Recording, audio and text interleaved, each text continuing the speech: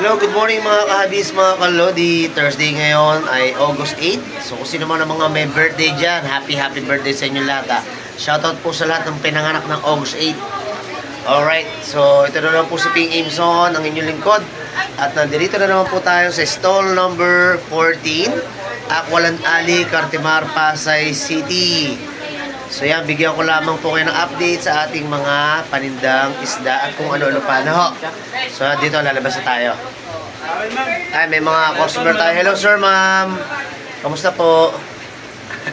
Baka may gusto ko batiin, sir? Wala naman. Sige. Sige, tingin-tingin lang muna kayo ha. Ay, bossing. Boss, tawel. Meron pa eh. Thank you ha. Okay. Lakad muna tayo. Ayan, labas tayo. Ayan, mula na naman. Naku po. Ayan. Oh. Walang trayo ko lang. Wala nang tryo ng ARC natin. One turn na lang. Ay, boy. O ayan, nandito po tayo sa Pasimano or hallway po ng ng Aqualand Alley. Ayan, konti na lang tao na naman kasi bulan. O ayan, dito tayo sa stall number 14. Ito po yung ating shop. So kahit paano, bigyan natin kayo ng pakita namin sa inyo lahat ng mga kaninang na nandito sa aquarium ng aming shop para magkaroon kayo ng idea at kung sino naman po magka-interest at magkagusto sa mga papakita natin, pwede nyo akong i-message down below or direct nyo po ako sa aking personal messenger Ping Imson yan, para makapag-chat tayo dyan, transaksyon at maibigay ko sa inyo yung mga presyo ng ating mga paninda. Okay? Alright? Okay, ito na po, nasa stall number 14 po tayo. Ito na po yung mga isda natin. Ayan, dito tayo magsimula. So ito pa rin po ang ating mga tinatawag na mga glow tetra fish. Ang sukat po natin more or less din nasa 1.5 inches. At yung iba naman po ay mahigit 1 inch. Alright, close up natin. Ayan. So ayan ang ating mga iba't ibang kulay o makukulay na mga glow tetra fish. Okay, itong glow tetra fish natin ay napakadali lamang alagaan. Kailangan nyo lamang ng air pump, sponge filter. Ito yung sponge filter. Ayan, para mag-filter ng tubig ninyo. Simple lang po yun. Yung tubig na gagamitin natin, kailangan stock water. Huwag kayong gagamit ng tubig directly sa inyong mga gripo. Kasi po, yung chlorine minsan mataas at nakaka-harmful po sa ating mga isda. Okay, kahit lagyan nyo ng, kunyari, ginamit nyo, direct gripod. Nilagyan nyo yung, aquarium ninyo. Tapos katwiran nyo, lalagyan nyo ng anti-chlorine. Hindi okay yon kasi kawawa yung isda nyo na stress. At nararamdaman pa rin nila yung hapdi ng chlorine sa kanilang katawan. So mas mainam po, stock water na and then lagyan nyo ng anti-chlorine para pag nag-water change kayo 1 day before. 1/4 lang ang palitan weekly ha. Weekly 1/4 lang ang aalisin. Laging ititira mas marami. Para na sa ganon hindi ma-stress yung mga isda ninyo. So kahit anong isda po yan, mapamaliit na isda o mapamalalaking isda. Okay? So ito ang ating mga glow tetra fish ha. O yung mga tank mate naman po na pwede nyo isama dito, pwedeng tiger barb, tiger barb, pwedeng yung isa, yung rosy barb, pwede rin ho yung mga tinatawag nilang mga tetra na katulad nila, mga tetra fish, molly, platy, ano pa ba, tiger barb, nabanggit ko na, yung tinatawag nilang yung mga survey tetra, at marami pang iba ha. Okay, lipat naman tayo dito. Ito naman yung ating mga swordtail. Yung mga pulang-pulang swordtail natin na yan, yan yung tinatawag nilang cauliflower. Yung iba tinatawag na 7 swordtail. So sukat mo ng ating mga swordtail na ito. Ito yung male. So sukat niya from head to tail, mga nasa less than 2.5 inches. Ito naman yung mga babae. Yan yung babae, mas maliit sa kanila. Mga at least lang ito. Mga less than 2 inches naman. Tapos ito naman yung mga kuhaku. Yan yung kuhaku na 7 swordtail. From head to tail din po yan. More or less din nasa 2.5 inches. At yung mga babae, ganun din. Maliliit lang din ho. Less than 2 inches naman po. Okay. Yan po ang ating mga high-end na swordtail fish. Yung pinaliwanag ko kanina, ganun din ha. Okay. So mga water change, yung paglagay ng bagong tubig, kailangan stock water ha. Huwag kayo maglalagay galing direkta sa gripo. O yung mga nagtatanong dyan, pwede ba purified water, mineral water? Yes, pwede po. Deep well, pwede ba? Pwede rin po. Pero make sure yung isdang nakuha nyo sa mga shop, pwede nyo tignan yung background, tanungin nyo yung background nila kung anong tubig ang ginagamit nila, ha? Para mas hindi mahirapan mag-adjust yung mga isda ninyo. Okay? Alright. Okay. So sa mga interesado po sa ating glow tetra fish at dito sa high-end na swordtail, ayan, PM nyo lamang po ako sa aking personal messenger, P. Imson, P-I-N-G-Y-M-S-O-N. Chat tayo dyan, dyan tayo pwede mag-transaction. Sa mga gusto mag-walk-in, punta po kayo dito, stall number 14, Aqualand Alley, Cartimar, Pasay City. Kaya makikita nyo po mga kasama namin, mga naggagandahan dito, napaka-sexy. At saka mga napakababait po ng mga nagtitinda rito, ha? Okay, yan. O, next nating isda. O, ito naman. Alright, so nagkunot na o yung kapitbahay ko, sinabi ko magaganda at sexy. Anyway, ito naman po yung PKBM natin. Okay, ganun pa rin po yung sukat ng PKBM. Merong gabilog na piso na bago. Yung iba naman ho, yung mga bagong 5 peso ko, medyo mas maliliit sila ron, ha. And then yung haba nila from head to tail, more or less than nasa 1.5 inches. Ayan. So medyo marami-rami na rin nakakuha. At kung sino pa may gusto ng ganitong klaseng isda, ayan, punta lang kayo dito, walk-in kayo, ha. Okay. So sa mga PKBM naman po, same din po yung in-explain ko kanina. Ngayon, ito naman, mas maganda kung solo nyo na lang po aalagaan. Para pag nanganak sila at naparami nyo, hindi masasayang yung mga baby fish, yung mga fry fish. Kasi po, ito ay live bearer. Sa mga baguhan po, ang live bearer fish, pag sinabing ganoon, ibig sabihin po, manganganak na sila, isda na. So, kailangan nakaprepare yung mga halaman ninyo para maging taguan ng mga fry fish para hindi makain ng mga kasamang isda. Okay po? Yan, ganun po siya, ha. Pero kung talagang gusto nyo lang mag-community fishes, okay lang din. Mas maganda damihan nyo lang yung mga plants para kahit paano may makasurvive ng mga baby fish, sa mga fry fish, okay? So, yan po ang ating mga PKBM. Sa mga baguhan po, PKBM means Platinum King Balloon Molly. Yan, okay? O, so mga high-end na balloon mollies po ito, ha?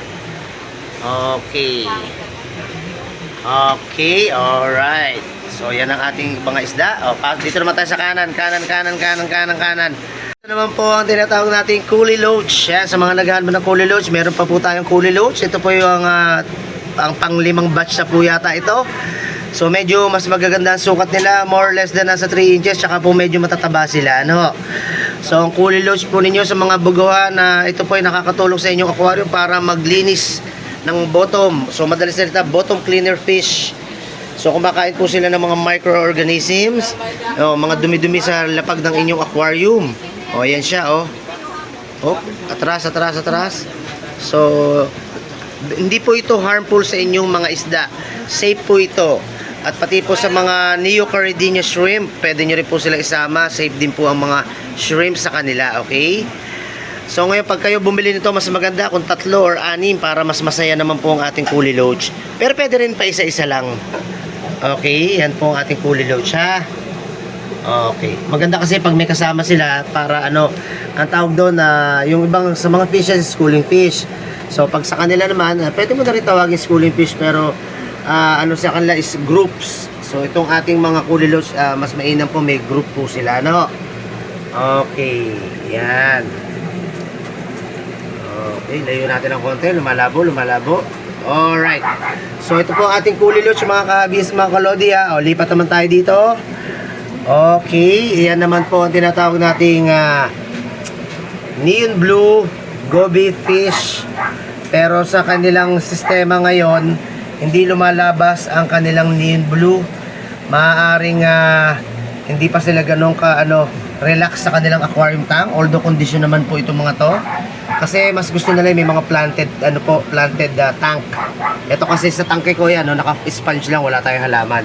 O anyway, ang sukat ng ating neon blue na goby fish na ito ay maliit lamang. Ano lang po ito, less than 1.5 inches lamang po sila. Sana makuha natin na malinaw-linaw yung mukha. Oops, ako labo talaga, oh. Yan, oh. Layo, oh. Ay, talagang ayaw. Yun, oh. So, yan. Yan po ang forma ng ating neon blue goby fish. Yan, malabo. Atras. Okay. So, kung sino po interesado sa ganitong klaseng mga isda, yan, meron tayo dito, ha. Okay, PM nyo lamang po ako sa aking personal messenger, Ping Imson, PINGYMSON. Diyan tayo makapag-chat, makapag-transaction po. Ano? Pwede natin deliver sa inyo gamit ang mga booking apps. Okay, sa ating mga cellphone. Pero wala po tayong yung mas malalayo po na tinatawag na shipping, wala pa po tayong mga shipping. Delivery lamang po kung saan lang abutin ng ating booking sa apps. Okay? So, yan po ang ating tinatawag na neon blue goby fish. Alright. So, dito naman, ito naman yung mga lalaki ng ating PKBM. Binukod po namin kasi nai-stress yung mga babae. Alam niyo po, ang hilig kasi nito mga lalaki na to, panay sundot eh. Pagod na yung mga babae, ayaw na sila, tira pa rin ang tira. Kaya binukod na po namin yung mga lalaki. Yan, ang daming lalaki, oh. Mga bata-bata pa po to, kaya nasa kahiligan. Kaya binukod po natin. So, yun ang maganda rito, bata pa. Kaya kung sinong gusto ng mga breeder, ayan, ito, sigurado, ang bilis nyo magparami. So, sukat ng mga kalalakihan na ito ng ating PKBM, more or less than nasa 1.5 inches din po. Yung iba mahigit 1 inch. Ayan sila. Yan, may sail pin pa, oh. Alright.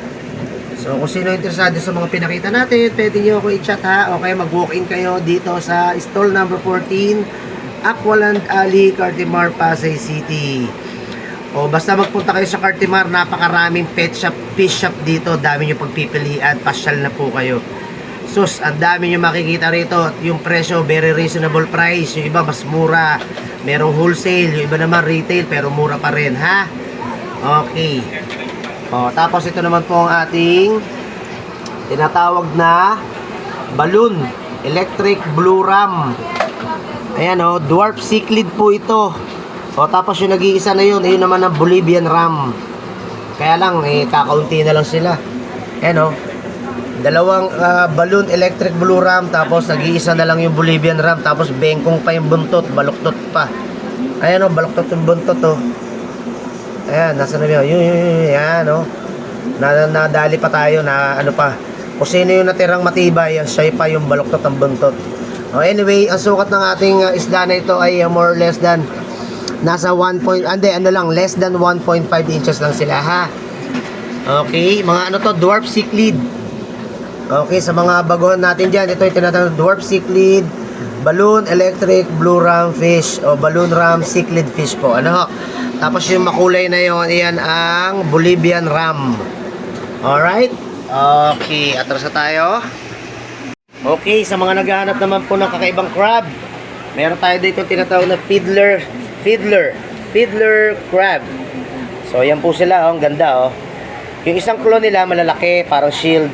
Tapos yung maliit na claw sa kabilang kamay nila, nasa kanan, maliliit lang ang claw. Ayan, Tapos yun naman po yung maliliit ang claw na pareho, yan naman ang babae. Ito ang male, ito ang female. Yan ang tinatawag na fiddler crab. Ayan, tignan natin, Ayan, ang ganda, Naku, sa mga senior natin na makakapanood dito, yung iba sabi, nahuhuli lang nila to sa ng dagat, sa mga beach natin dito sa lugar natin nung panahon noon. Pero ngayon, ewan ko, siguro piling lugar na lang sila makakakuha nito. Ayan, Yan, fiddler crab yan, ha. Okay. Sa mga magtatanong kung saltwater ba to o freshwater, okay, ito po ay saltwater crab. Kaya ang setup lang nila, ganyan lamang, nakabuhangin, ang tubig dagat, mababa lang. Tapos lagay lang kayo ng konting drip food, okay, mga bato-bato, ganyan na yung setup nila. Ayan sila, pwede na rin sila magparami sa ganyang setup po. Or mas malaking aquarium, mas maganda. Ayan, saltwater ito, ha, mga kabis, mga kalodi, ha. Itong fiddler's crab natin na ito. Ang sukat lang po nila, Siguro gabilog nung ano, yung 5 piso na kulay tanso, yung 5 peso coin, yun yung adult. Pag yung mas maliliit, gapiso ang bilog nila. So ganun kalalaki po sila ha. Nakakatuwa sila, oh yan oh. Ganyan lang sila oh, tahimik. Ayan oh. Alright, so fiddler crab, saltwater po ito ha. Okay, ayan oh, lipat na tayo. So yeah, dito tayo. So ito naman po ang ating tinatawag na neon tetra fish. Ayan, di talaga may iwasan. Ayan, may namatay. So yan, 2 na bumagsak. Sana hindi na madagdagan. But anyway, kinukondisyon na naman natin itong gantong klaseng isda na ito. Kaya kung mayroong gustong bumili, don't worry. Bago natin ibenta yan, siguradong nakakondisyon na po. Nangyari lang talaga, itong hindi nakalusot talaga itong 2 na to. Kaya yan, bagsak sila. Dahil sa ano yan, sa haba ng biyahe. Kahapon dumating po ito, kahapon ng alas 5:30 yata, o alas 6 na ng gabi, alanganin, hapon, gabi na. So, tapos ngayong umaga, yan, okay na sila. So, ito lang ang medyo hindi nakalusot. Ano? Anyway, ang ating neon tetra fish po ay more than 1 inch or yung iba less than 1 inch. So, sa mga baguhan po nating mga manonood dyan at mga baguhang hindi pa masyado nakakapag-isda, ito po ang isa sa mga tinatawag nating mga schooling fish. In one group kasi ito, sabay-sabay maglango yan. Kaya mas maganda po pag bumili kayo nito, ang setup ninyo is aquatic plants. At the same time, mga 15 to 20 gallon pataas po ang aquarium ninyo ha. Mas mainam po yun para mas nakakapag-explore sila at nakakalangoy sila in one group. Ngayon, ang dapat yung bilhin is more than 6 pieces dapat. Para naman pagka nag-grouping sila in 6 pieces, sabay-sabay silang lalangoy. Ano po? Okay. Yan ang ating neon tetra. Alright. 6 pieces po ang bibilin in one group ha, para ho makapag-schooling fish po sila. Alright. Okay. At ito naman po yung katabi niya, ang cardinal tetra fish.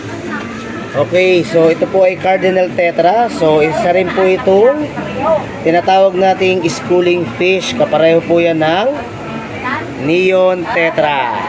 Ito ang cardinal fish. So sa mga baguhan po natin manonood, make sure lamang po na ang inyong aquarium tank ay na-cycle na maigi.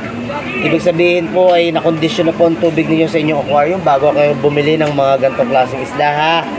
Kasi po medyo may pagkamaselan po itong mga schooling fish natin na ito ha. Okay, kung mapapansin po ninyo ang pagkakaiba ng cardinal tetra fish sa neon tetra. Ang cardinal, ayan o, titigan nyo po yung mga belly nila o. From tail hanggang doon sa kanilang hasang, kulay red.